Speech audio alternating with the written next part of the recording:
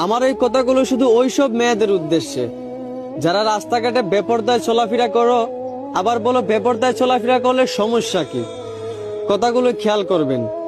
একদিন একটা মেয়ে মারা যাবার পর তাকে কবর দেওয়া হয়।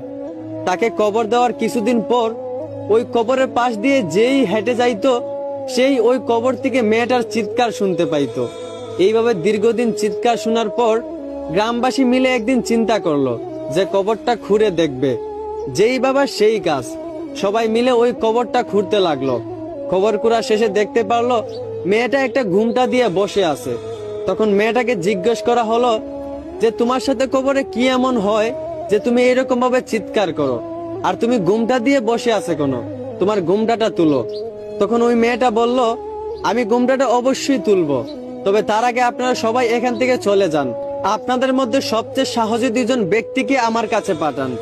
মেয়েটার কথা মতো সবাই ওই কবর থেকে চলে গেল এবং সবচেয়ে সাহসী দুজন ব্যক্তি ওই মেয়েটার কাছে গেল। মেয়েটার কাছে যাওয়া মাত্রই মেয়েটা ঘুমটাটা সরিয়ে ফেললো। ঘুমটাটা সরানো মাত্রই ওই দুই সাহসী লোক চমকে উঠলো এবং চিৎকার করে উঠলো। ঘুমটাটা সরানো মাত্রই ওই দুই সাহসী লোক দেখতে পেল মেয়েটার মাথায় চুল চামড়া কিছুই নেই। মেয়েটার মাংস আর মগজগুলো পুকে খাচ্ছে। মেয়েটার এক একটা টুট বাইম মাছের মতো ফুলে গেছে। তখন ওই মেয়েটাকে জিজ্ঞেস করা হলো যে তোমার এই অবস্থা কেন। তখন মেয়েটা প্রশ্নের উত্তরে বলল, আমি যখন দুনিয়াতে বেঁচে ছিলাম তখন আমি তেমন খারাপ কাজ কিছুই করি নাই, আমি ভালো হয়ে চলতাম। কিন্তু আমি যখন মাঝে মধ্যে বাজার হাটে যাইতাম তখন আমার চুলগুলো খোলা থাকতো। আমি পর্দা করে যাইতাম না, টুটে লিপস্টিক লাগাই যাইতাম, বেপরদায় বাজারে চলে যাইতাম। এই সামান্য বেপরদায় চলার কারণে আজকে আমার কবরে এই অবস্থা।